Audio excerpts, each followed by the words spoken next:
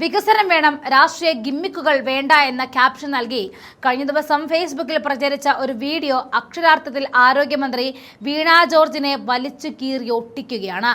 Election അടുത്തപ്പോൾ മാത്രം പൊടി തട്ടിയെടുത്ത വികസനം, അബാൻ മേൽപ്പാലം, പത്തനംതിട്ട ജനറൽ ആശുപത്രി, ജില്ലാ സ്റ്റേഡിയം, നീന്തൽക്കുളം, ഇൻഡോർ സ്റ്റേഡിയം, വർഷങ്ങളായിട്ട് ജനങ്ങൾ കാത്തിരുന്ന പദ്ധതികളെല്ലാം പെട്ടെന്ന് ഉദ്ഘാടനം ചെയ്ത് സ്വാഗത സംഘം, ഫോട്ടോഷൂട്ട്, ഇതാണിപ്പോൾ LDF സർക്കാരിന്റെ സ്ഥിരം ശൈലി. ഈ ശൈലിയെ ജനങ്ങൾക്ക് മുന്നിൽ തുറന്നു കാണിക്കുകയാണ് യൂത്ത് കോൺഗ്രസ് നേതാക്കൾ. നഹാസ് പത്തനംതിട്ട എന്ന ഫേസ്ബുക്ക് പേജിലാണ് വീണ ജോർജിനെ പരിഹസിച്ചുകൊണ്ട് വീഡിയോ പ്രചരിച്ചത്. ജനങ്ങളുടെ നികുതി പണത്തിൽ നടന്ന പദ്ധതികളെ വ്യക്തിപരമായ നേട്ടമായി അവതരിപ്പിച്ച ഇലക്ഷൻ മുന്നിൽ കണ്ടുകൊണ്ടുള്ള രാഷ്ട്രീയ ഗിമിക്കായിട്ട് മാറ്റുകയാണ് വീണ ജോർജ് ചെയ്യുന്നത്. പണി നടന്നുകൊണ്ടിരിക്കുന്ന ഒരു സമയത്ത് ജനങ്ങൾ അനുഭവിച്ച ബുദ്ധിമുട്ടുകളും വൈകിപ്പിച്ച വർഷങ്ങളും മറച്ചുവെച്ച് അവസാന നിമിഷം ഉദ്ഘാടന ഉത്സവം നടത്തി ജനങ്ങളുടെ കണ്ണിൽ പൊടിയിടാനാണ് ശ്രമം നടത്തുന്നത്. ആ നാടകത്തെ അവർ പൊളിച്ചടക്കുകയായിരുന്നു. പത്തനംതിട്ടയിലെ വികസനം ഒരു മന്ത്രിയുടെ പ്രചാരണ വേദിയല്ല, ജനങ്ങളുടെ അവകാശമാണ്. അത് വോട്ട് ബാങ്ക് രാഷ്ട്രീയത്തിന് ഉപയോഗിക്കാനാകില്ല. ഈ കപട നാടകങ്ങൾ തിരിച്ചറിയാൻ പത്തനംതിട്ട ജില്ലയിലെ ജനങ്ങൾ ബുദ്ധിമാന്മാരാണ്. ഈ വാശിയോടെയാണ് അവർ ആ വീഡിയോ പോസ്റ്റ് ചെയ്തിരിക്കുന്നത്. പോസ്റ്റ് ചെയ്ത നിമിഷങ്ങൾക്കുള്ളിൽ ആ വീഡിയോ വൈറലാവുകയും ചെയ്തു. ഇലക്ഷൻ സമയത്തെ താൽക്കാലിക പ്രവർത്തനങ്ങൾക്കല്ല, സത്യസന്ധമായ പ്രവർത്തനങ്ങൾക്കാണ് ജനങ്ങൾ വിലയിരുത്തേണ്ടത്. തെരഞ്ഞെടുപ്പ് പ്രഖ്യാപിക്കുന്നതിന് മുൻപ് ഉദ്ഘാടനം ചെയ്യാൻ വേണ്ടി തിരക്കിട്ട് നടത്തുന്ന ജനറൽ ആശുപത്രിയുടെ നിർമ്മാണ പ്രവർത്തനങ്ങൾ അശാസ്ത്രീയമെന്ന ആക്ഷേപം പടരുന്നതിനിടയിലാണ് ഈ വീഡിയോ കൂടി പ്രചരിക്കുന്നത്. ആശുപത്രിയിലെ പുതിയ കെട്ടിടത്തിന്റെ ഉദ്ഘാടനത്തിന് സ്വാഗത സംഘം രൂപീകരിക്കുന്നതിന് വേണ്ടി ആരോഗ്യമന്ത്രി വിളിച്ചു ചേർത്ത യോഗം പ്രതിപക്ഷ ബഹളത്തെ തുടർന്ന് അലങ്കോലപ്പെട്ടിരുന്നു. CPM-ന്റെ പ്രമുഖ നേതാക്കൾ യോഗം ബഹിഷ്കരിക്കുകയായിരുന്നു. ജനറൽ ആശുപത്രിയിൽ പുതിയതായി നിർമ്മിക്കുന്ന ബ്ലോക്കിന്റെ ഉദ്ഘാടനമായിരുന്നു തിരക്കിട്ട് നടത്തുവാൻ മന്ത്രി ഒരുങ്ങിയത്. മാർച്ച് 10 നിയമസഭാ തെരഞ്ഞെടുപ്പ് പ്രഖ്യാപിക്കും എന്നാണ് കരുതപ്പെടുന്നത്. ഇതിനു മുൻപ് വെറും 15 ദിവസങ്ങൾ മാത്രം ബാക്കി നിൽക്കുന്നതിന് മുമ്പ് ഉദ്ഘാടനം നടത്തുന്നതിന് വേണ്ടിയിട്ട് തിരക്കിട്ട് നടത്തുന്ന ഈ നീക്കങ്ങൾ അത് അശാസ്ത്രീയമാണെന്ന് കെട്ടിട നിർമ്മാണം എന്ന് കണ്ടിട്ടും നടത്തുന്നത് വെറും വോട്ട് ബാങ്ക് ലക്ഷ്യം വെച്ചിട്ട് ഉള്ളത് മാത്രമാണ്. കട്ടകെട്ടിന് പിന്നാലെ സിമന്റ് പ്ലാസ്റ്ററിംഗ് നടത്തുകയാണ്. അപ്പോൾ തന്നെ വൈറ്റ് സിമന്റും പൂശി വിടുന്നു. കട്ടകെട്ടി 11 മുതൽ 14 ദിവസം വരെ നനച്ചു കൊടുക്കണം. അതിനുശേഷം സിമന്റ് പ്ലാസ്റ്ററിംഗ് ചെയ്ത് വീണ്ടും 14 ദിവസം നനയ്ക്കണം. പിന്നീടാണ് വൈറ്റ് സിമന്റ് അടിക്കേണ്ടത്. എന്നാൽ ഇവിടെ അതെല്ലാം ഒരു ദിവസം കൊണ്ട് തന്നെ ചെയ്തു തീർക്കുകയാണ്. 2 കരാറുകളാണ് നിർമ്മാണ പ്രവർത്തനം എടുത്തിരിക്കുന്നത്. ഇതിലൊരാൾ ശാസ്ത്രീയ നിർമ്മാണത്തിന് വിസമ്മതിച്ചു എന്നാണ് അറിവ്. അടുത്തയാൾ ഭയന്ന് ഈ വിധത്തിൽ നിർമ്മാണം തുടരുകയാണ്. ജനറൽ ആശുപത്രിയെ സംബന്ധിച്ച പ്രാദേശിക CPM നേതൃത്വവും മന്ത്രിയുമായിട്ട് കടുത്ത ഭിന്നതയിലുമാണ്.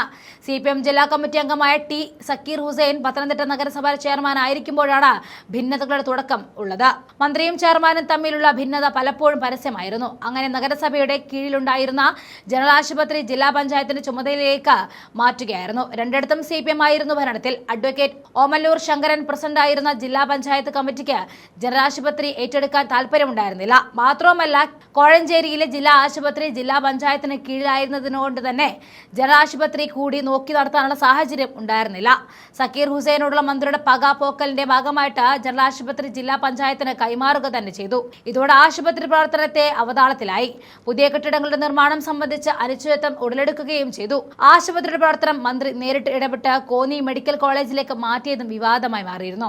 ഇതിനിടയിലാണ് പഴയ ബ്ലോക്കുകളിൽ നിന്നും സിമന്റ് കട്ടകൾ രോഗികൾക്ക് മുകളിൽ അടർന്നു വീണ് വലിയ വിവാദങ്ങളുണ്ടായത്. ഇതോടെ പുതിയ കെട്ടിട നിർമ്മാണം ആരംഭിച്ചുവെങ്കിലും ഇഴഞ്ഞു നീങ്ങി.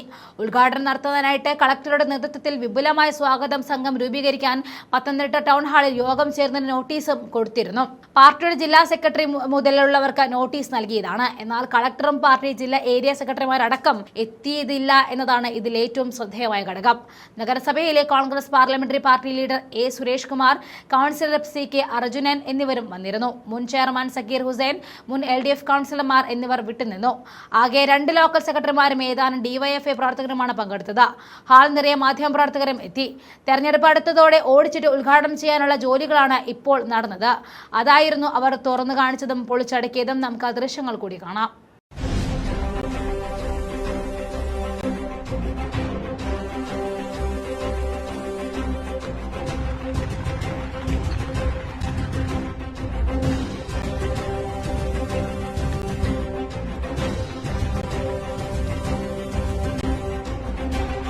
മാത്രം ഇന്നലെ തേച്ചെടുത്ത് ഇന്നലെ വൈറ്റ് വാഷ് അടിച്ചു. ബാക്കി വശത്തൊന്നുമില്ല, കണ്ടോ? നോക്ക്, ഇത് നോക്കിക്കേ. ടേപ്പ് പോലും കഴിഞ്ഞിട്ടില്ല. ഫ്രണ്ട് വൈറ്റ് വാഷ് അടിച്ചു. ജനങ്ങൾ കാണുന്ന സ്ഥലത്ത് വൈറ്റ് വാഷ് കാണിക്കുന്നത് തോന്നുന്ന ഇവിടെ കാണിച്ചു വെച്ചിരിക്കുന്നത്.